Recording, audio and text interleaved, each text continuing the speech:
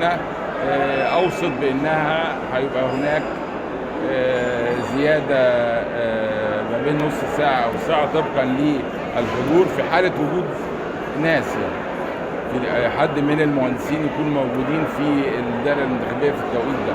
انما احنا بنقول تاني النهارده الحضور الغير مسبوق لحد دلوقتي ده يعني بيدينا احساس كبير جدا، وهو ده المكسب الحقيقه بتاع اليوم، وعي المهندس المصري ووجوده في الالتزامات النقابيه اللي بيطلب فيها حضوره. طب احنا عايزين نعرف في الحالتين ماذا لو تم سحب الثقه او العكس؟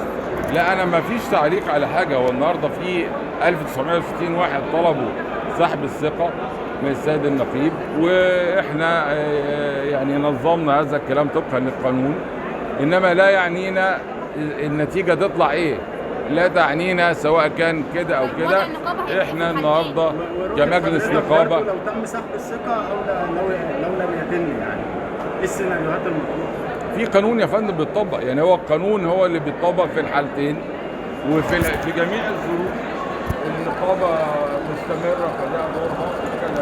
من الفتره اللي فاتت رغم ان كان في بعض الخلافات، انما استمرت النقابه وخلصنا في خلال الثلاث شهور اللي فاتوا اكثر من 15,000 موضوع لمهندس، سواء في المعاشات، في الرعايه الصحيه، في الجزء بتاع المكاتب الاستشاريه، في المهندسين الاستشاريين، الحج والعمره، الاسكان والمشروعات، كل الكلام ده الموضوعات دي كلها ما نقدرش نوقف النقابه بتستمر في عملها وبتقدم الخدمات.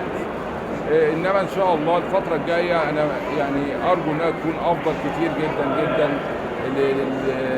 لسياسات النقابه وتحقيق طموحات المهندسين اعضاء الجمعيه العموميه في ان كلهم طلباتهم، سواء كان زياده معاش، توفير السكن. النهارده بنوفر اراضي في المدن الجديده عشان اسكان الشباب المهندسين زي مكاتب النقابه بتوفر الكلام ده.